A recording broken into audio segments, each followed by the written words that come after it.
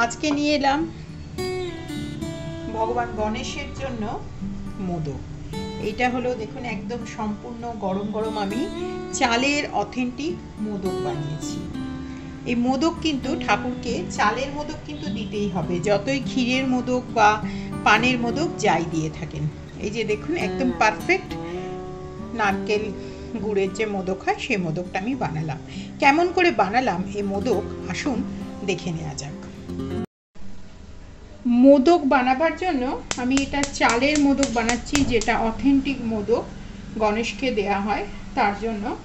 এর আগে আপনারা আমার চ্যানেলে ভ্যারাইটি মোদক দেখেছেন, অনেক রকমের চকলেট মোদক, পান মোদক এবং আরও অনেক ক্ষীরের মোদক দেখেছেন, ড্রাই ফ্রুটসের মোদক।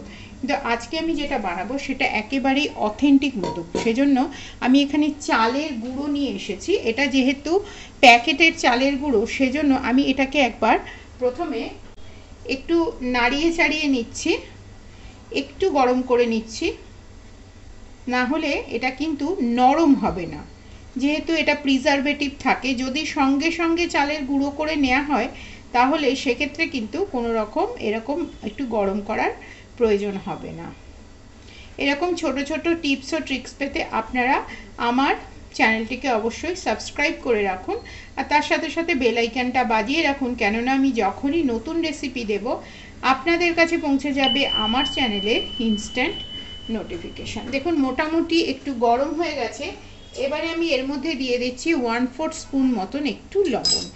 এটা অতি সামান্য লাগে, কারণ এরপরে এটা যেহেতু একেবারেই একটা মিষ্টি জিনিসের সাথে ভেতরের কোটিংটা তৈরি হবে, সেজন্য কিন্তু এটাকে আমি একটু লবণ দিলাম, যাতে করে ব্যালেন্স হয় এই সমস্ত মোদকের আউটার স্কিনটা। এবারে আমি এর মধ্যে দিয়ে দিচ্ছি একটু গরম জল। গরম জলটা কিন্তু অল্প অল্প করে দিতে হবে, একসাথে গরম জল দেয়া কিন্তু যাবে না।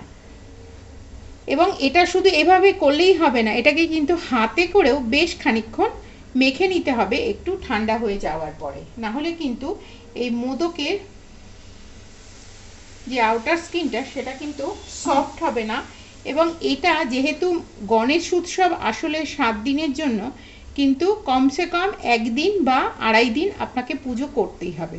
সেজন্য যারা দীর্ঘদিন পর্যন্ত রেখে এটা বানাবেন তার জন্য কিন্তু আপনাদেরকে এইভাবেই এটা বানাতে হবে, এবং এটাতে সফট থাকবে অনেক দিন পর্যন্ত। এটা যদি আপনারা ফ্রিজের কন্টেনারের মধ্যে করে রেখেও দেন তাহলেও কিন্তু এই জিনিসটা সফট থাকবে। এটা না বেশ একটু হাত দেওয়ার মতন, এই যে একটু ঠান্ডা হয়ে গেছে। এবারে আমি এটাকে অন্য পাত্রে নামিয়ে এটাকে আমি ভালো করে প্রথমে মেখে নেব। এই যে চালের যেটা বানালাম, চালের আটাটা, এবার এটাকে একটা ভিজে কাপড় দিয়ে আমি এটা ঢাকা দিয়ে রেখে দেবো যতক্ষণ না এটা আমি গড়বো, না হলে কিন্তু চালের আটা যেহেতু ওপরটা কিন্তু শুকনো। নারকেল আর খোয়া দিয়ে একটা পুর বানিয়ে নিচ্ছি। আজকে যেটা বানাচ্ছি এই মোদকটা, এটা একেবারেই অথেন্টিক প্রসেসে মহারাষ্ট্রিয়ানরা যেভাবে বানায় আমিও ঠিক সেইভাবেই এটা কিন্তু বানাচ্ছি। প্রথমে দিয়ে দিলাম কড়াতে একটু গাওয়া ঘি। এবারে আমি এর মধ্যে এই যে কোরানো নারকেল আছে, এখানে 3টে কোরানো নারকেল রয়েছে, মাঝারি মাপের 3টে নারকেল, সেই 3টে নারকেলকে আমি দিয়ে দিচ্ছি। দিয়ে একটুখানি সময় ঘিয়ের ভেতরে নাড়াচাড়া করে নিচ্ছি। দিলে কি হয়, এটা না একটা খুব সুন্দর স্বাদযুক্ত তৈরি হয়। এবারে এর মধ্যে আমি দিয়ে দিচ্ছি গুড়ের জল। কিছুটা গুড় ভেজানো ছিল তার জলটা, আর কিছুটা গুড়। এটা নির্ভর করছে আপনারা কতটা মিষ্টি করবেন সেইটার উপরে। এখানে আমি জল আর গুড় মিলে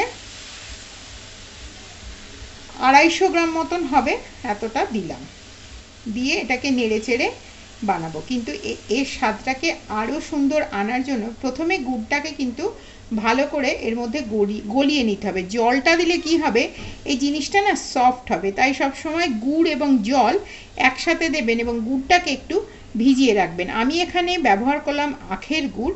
আখের গুড় দিয়ে সাধারণত নাড়ু তৈরি হয়, কিন্তু আপনারা যদি খেজুর গুড়ের করতে চান সেটাও করতে পারেন। তৈরি হয়ে গেল একদম নারকেলের যে ছাইটা বানাচ্ছিলাম সেটা।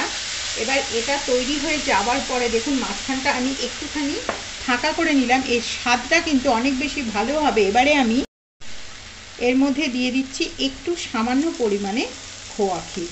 খোয়া ক্ষীর সাধারণত সাদা নারকেল নাড়ুতেই দেয়া হয়, কিন্তু এটা যদি নারকেলের মানে ছাইটা অনেক বেশি মিট খাবে, মানে মিশে মিশে যাবে এবং সেটা কিন্তু খেতেও সুন্দর হবে।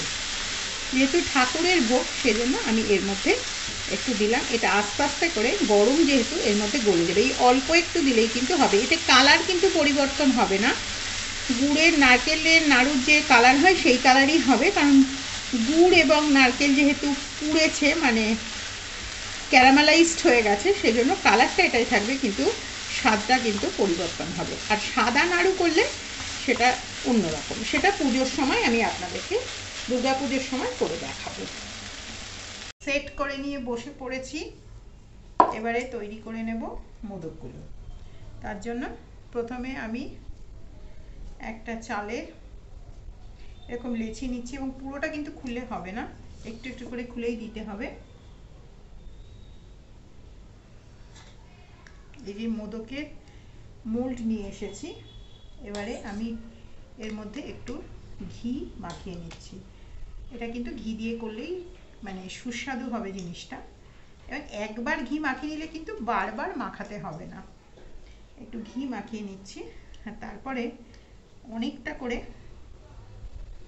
এই যে আমি এটা দিয়ে নিচ্ছি, এটা আর এইভাবে এটা চাপ দিয়ে, দেখতে পাচ্ছেন এই যে এইভাবে এটা চাপ দিয়ে নিয়ে এবারে প্রথম এটা করে নিয়ে এবার এই দিকটাতেও এই একই জিনিস দিতে হবে, মানে চালের এই যে পুরটা দুদিকেই সমান সমানভাবে ভর্তি ভর্তি করে এইভাবে কিন্তু দিয়ে দিতে হবে, মোটামুটি একটু এই যে এইভাবে দিয়ে এটাকে একটু চাপ দিয়ে দেখুন কতটা করে বেরিয়ে যাচ্ছে, এক্সট্রা অংশগুলো এরকম ফেলে ফেলে দিতে হবে।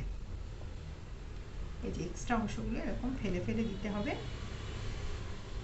এইভাবে পুরো যেভাবে করে ঠিক সেইভাবে করে নিয়ে পেছনটা একটু এরকম আমি হাত দিয়েই হোল করে দিচ্ছি।